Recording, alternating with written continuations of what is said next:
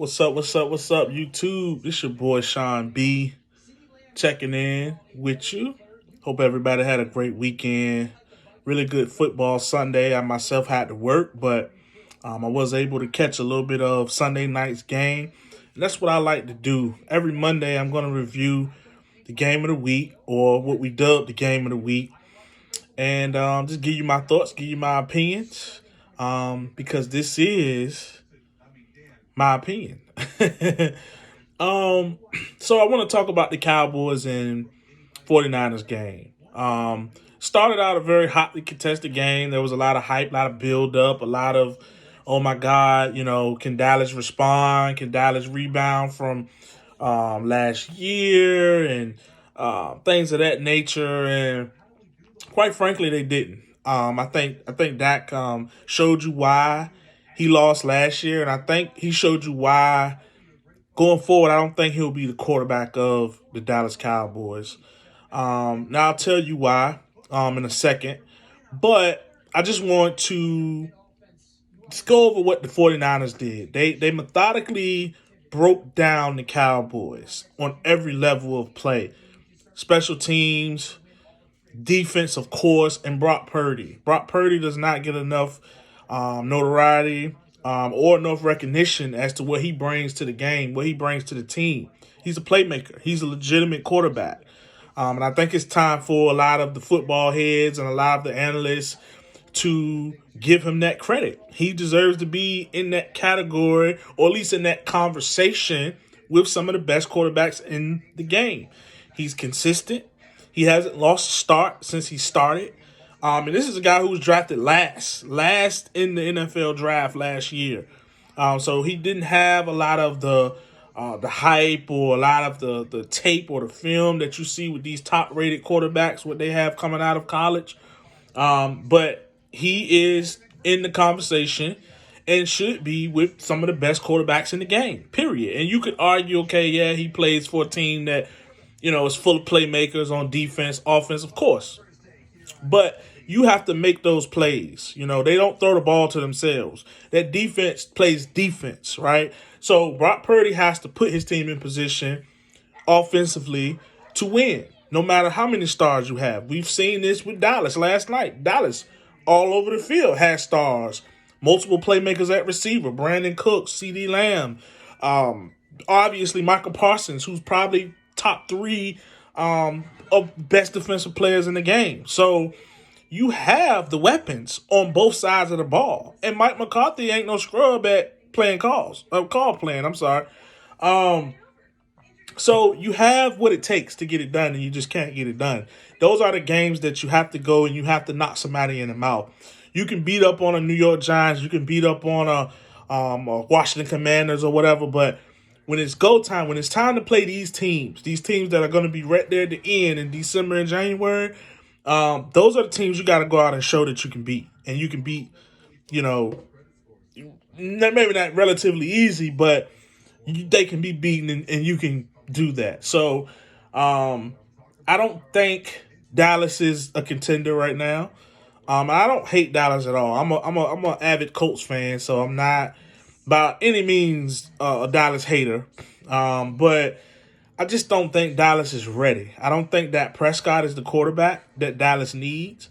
And as I said, I think that they will make a decision, and they should make a decision pending whatever happens this year. I don't think they're going to go into a Super Bowl. They're not better than Philly. They can't beat the 49ers. Let's call it for what it is. And you got some up-and-coming teams that look really, really good that can go into Dallas and knock them off, or Dallas can come to them and get knocked off. You got your Detroits, you got obviously, like I said, the contenders, Philly, San Francisco. Seattle's a very good football team, very good young defense. Geno Smith makes smart plays. He controls the game, he controls the pace, and he makes smart throws at the right time. And they have a great coach in Pete Carroll. So you have several teams in the NFC that are statistically and just flat out better than Dallas right now. And they've proven that. So I think Dallas needs to make a decision on that. I think Dallas needs to while they can right now, while Dak is still relatively young, I think they need to get out of that contract. I think they need to trade him. You don't trade for Trey Lance if you don't see something in him, right? You gave him a 4th-round pick, but that was an investment. And Jerry Jones, he wants to win a championship. He's not getting younger. It's been a very long time since Dallas. I'm 33. I don't remember Dallas doing anything significant in my 33 years of living, and I'm a pretty big football fan. So I think you don't make that investment if you don't see a future down the line sooner rather than later with Trey Lance, right? You gave up a 4th-round pick, and you want to develop him. You want to give him a year in your system, and then I think either next year or year after you make a decision because he's 23. He's still young, but at some point you don't make that type of investment for him to sit on the bench.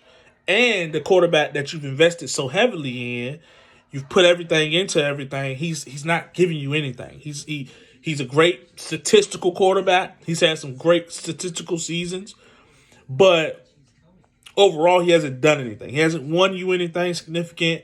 He hasn't even won anything personally significant. No MVPs, no nothing like that. I know they don't play the game for that all the way, but I mean, if we're paying you almost $50 million, we expect you to be in that conversation with the Patrick Mahomes, with the Jalen Hurts, even with the Justin Herberts of the NFL. And he's not in that conversation. So I think they need to trade him. I think you try to get obviously the best package you can get. See what Chicago will offer you. They might want to get a proven veteran. They got 2 1st-round picks, 2 very high picks.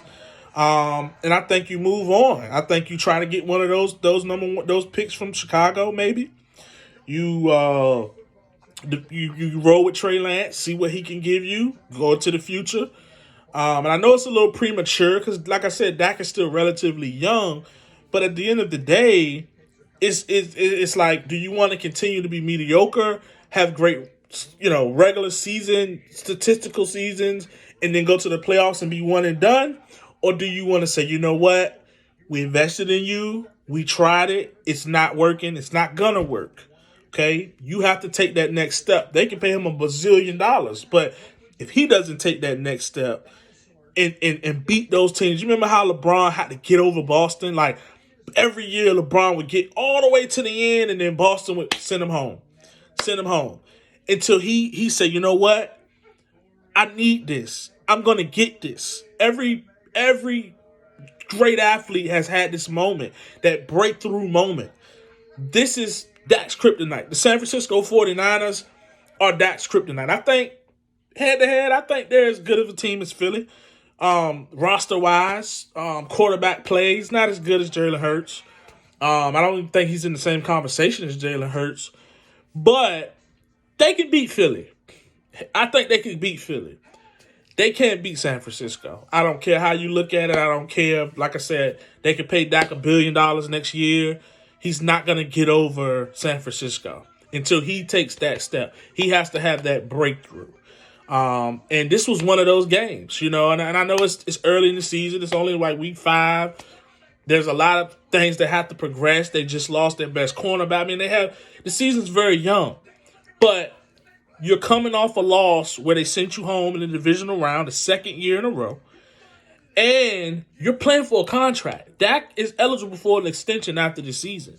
So, all other things aside, if he's in it for the money, those are the games you need to win to go get the money. I don't care how you look at it. And he just can't do it. He made some horrible throws, 3 interceptions on back-to-back drives to take his team down there and try to make it a game. He looks scared sometimes in the pocket. And he has a top 5 offensive line. Those guys, he has a line. But he just made horrible throws. I can't put it on the line. I can't put it on Mike McCarthy. He made horrible throw after horrible throw. And you don't do that. If you look across the field, you're playing against a 7th-round draft pick. The last guy picked in the draft. Okay? And he outplayed you. I mean, he outplayed you by a lot. And like I said, the Cowboys have a roster. They have a solid roster. They have a top 5 defense. They have a top 5 offensive line. They have playmakers, CeeDee Lamb, Brandon Cooks, I mean, they have playmakers all over the field. Tony Pollard is a very, very good running back. And they got one of the best defensive coordinators in the game in Dan Quinn. So they have the talent to compete. I mean, they're right there talent wise with the San Francisco's, with the Kansas. Like, they have the talent. But when your quarterback consistently makes bad throw after bad throw, you're never going to win. And he has to make that breakthrough. He can't. So I think you move on from him. I think you get what you can. Go to a Chicago. Like I said, they have two high first round draft picks. And I think you make a move. They might want a veteran who they could get, Marvin Harrison Jr., to get the ball to, and then they'll rebuild. And maybe that's what he needs. Maybe he needs a change of scenery. I don't know. Dallas might think the same, and I think they do. I think they've invested too much in him. And he's not the guy. He's not the guy that's going to take you to the next level. I mean, again, we're young in the season. We'll see where it goes. We've seen quarterbacks go through these rough patches, and then we just seen it with Joe Burrow. I mean, they looked like they were dead in the water, and then yesterday, he looked like he ready to compete for an AFC title again. So it can change. Things happen. This is the NFL. But consistently up to now, Dak is not showing he's the guy. So that's my take. I'll have plenty of more videos coming to y'all this week. This is my kickoff week. My podcast is still coming up, so I appreciate all the support and everything you guys offer. Comment-wise, like I said, reach out. Feel free. Let me know what you want to hear, what you want me to talk about. And y'all stay safe. And remember, your opinion matters.